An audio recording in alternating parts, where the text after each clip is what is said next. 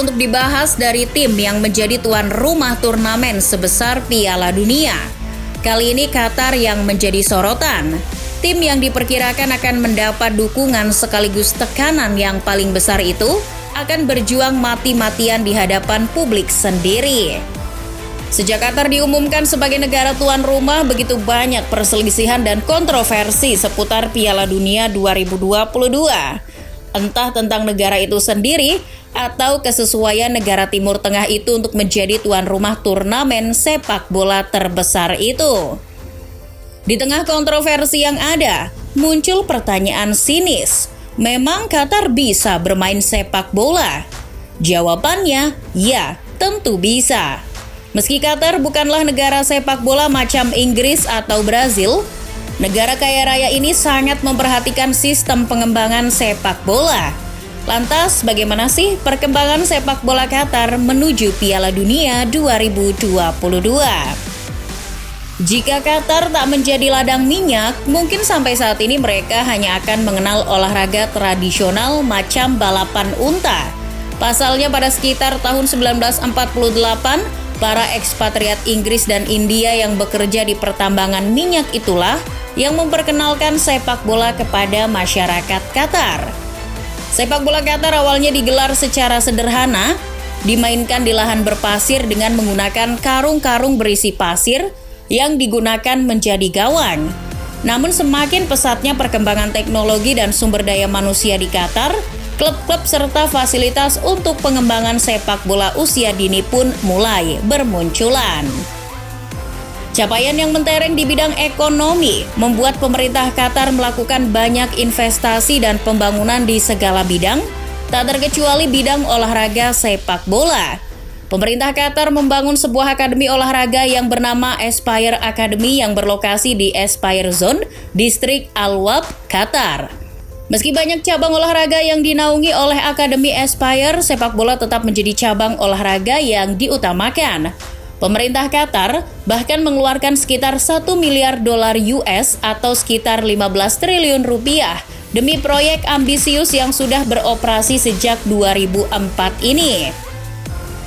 Terdapat sebuah kesepakatan antara Akademi Aspire dengan Federasi Sepak Bola Qatar dan Liga Bintang Qatar yang memungkinkan pemain lulusan Akademi Aspire agar bisa bermain di kompetisi tingkat tertinggi, yakni QSL ataupun abroad. Selain itu, Aspire juga menjalin kerjasama dengan beberapa klub top Eropa, macam Leeds United di Inggris dan Kasyupen di Belgia. Khusus Kasyupen, mantan klub Jordi Amat itu bahkan sudah diakuisisi oleh Aspire. Hal-hal tersebut dilakukan sebagai bentuk keseriusan dari Akademi Aspire untuk bisa menelurkan pemain yang berkualitas bagi tim nasional dan khususnya agar mampu bersaing secara maksimal di Piala Dunia 2022. Tentunya kurang afdol apabila kita tak membicarakan soal hasil dari proyek triliunan rupiah ini. Di bidang sepak bola, tim nasional U19 Qatar berhasil meraih gelar juara pada kompetisi AFC U19 di Myanmar pada tahun 2014. Hebatnya, seluruh pemain Qatar U19 saat itu berasal dari Aspire Academy. Sementara itu, timnas senior mereka juga menjadi juara Piala Asia 2019 di Uni Emirat Arab. Sebelum bisa membentuk tim yang menjuarai AFC, Qatar melakukan pencarian bakat ke seluruh dunia.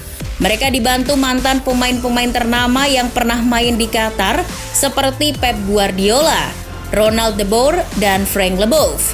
Talenta-talenta muda yang memiliki darah Qatar pun mendarat di Doha. Salah satu dari pemain itu adalah pemuda kelahiran Lok Sumawe, Aceh, Andri Syahputra. Al-An-Nabi menjadi tim kejutan di Piala Asia 2019. Mereka datang tidak sebagai unggulan. Status tuan rumah Piala Dunia 2022 awalnya dianggap hanya jadi beban tersendiri bagi anak-anak asuh Felix Sanchez. Namun beban tersebut diubah Sanchez menjadi motivasi. Sejak awal mata Qatar sudah tertuju pada gelar juara. Hasilnya mereka mampu membuktikan diri bahwa Qatar bisa menjadi kekuatan baru sepak bola Asia yang layak tampil di Piala Dunia. Sosok Felix Sanchez memang memiliki peran penting dalam perkembangan sepak bola Qatar. Ia sudah berkecimpung di sepak bola Qatar selama 16 tahun. Usai jadi pelatih tim muda Barcelona selama 10 tahun lamanya, Felix langsung bergabung dengan Akademi Aspire tahun 2006 sebagai pelatih tim junior. Jadi, Felix ini sudah ngelotok dengan dinamika sepak bola Qatar. Pada tahun 2013, pelatih berusia 46 tahun itu ditunjuk sebagai pelatih Qatar U19 dan memenangkan kejuaraan IFC U19 setahun berselang. Prestasinya itu membuat federasi kesemsem dan akhirnya mempromosikan Sanchez untuk menukangi dua tim sekaligus, yakni Timnas U23 dan Senior. Bersama Timnas U23, Sanchez hanya mampu finish di urutan ketiga AFC Cup 2018. Sedangkan bersama tim senior Qatar, ia meraih trofi Piala Asia 2019 setelah mengalahkan Jepang dengan skor 3-1 di partai final yang dimainkan di Zayed Sports City, Uni Emirat Arab. Felix selalu terlibat dalam perkembangan sepak bola Qatar yang terintegrasi itu.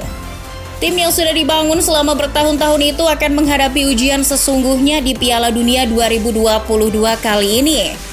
Meski lolos sebagai tuan rumah, Qatar menyambut para tamu bukan tanpa persiapan.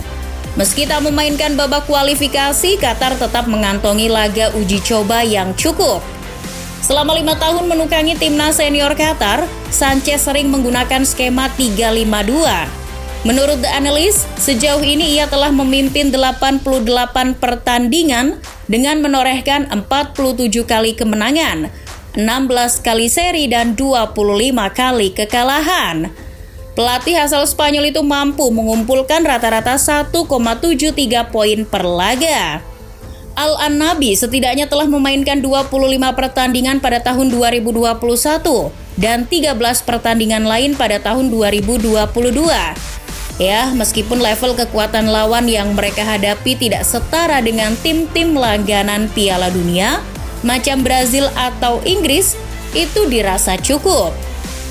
Qatar juga mencapai semifinal di Gold Cup 2021, namun takluk dari timnas Amerika Serikat. Pemain Qatar yang menarik perhatian dalam turnamen ini adalah Al-Moiz Ali. Ia jadi top skor turnamen tersebut dengan torehan 4 gol dari 6 pertandingan. Qatar diperkirakan akan bermain bertahan di ajang Piala Dunia. Di final Piala Asia 2019 melawan Jepang dan semifinal Piala Emas 2021 melawan Amerika Serikat, tim asuhan Sanchez kerap melakukan high press ketika lawan melakukan tendangan gawang. Sedangkan ketika menguasai bola, Qatar bermain layaknya tim yang dilatih oleh pelatih asal Spanyol. Al-Annabi mengalirkan bola dari kaki ke kaki dan menyerang dengan kombinasi passing yang apik. Aliran bola yang cepat dan tepat akan dikonversi menjadi gol oleh top scorer sepanjang masa mereka, Al-Moiz Ali. Berada di grup yang sama dengan Belanda, Senegal, dan Ekuador, Al-Moiz Ali dan Akram Afifi diperkirakan bakal menjadi senjata pamungkas untuk membongkar pertahanan lawan.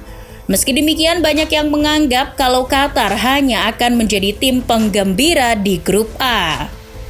Namun apabila dilihat dari track record tim tuan rumah di ajang Piala Dunia, hampir 90% tim tuan rumah mampu lolos ke babak 16 besar.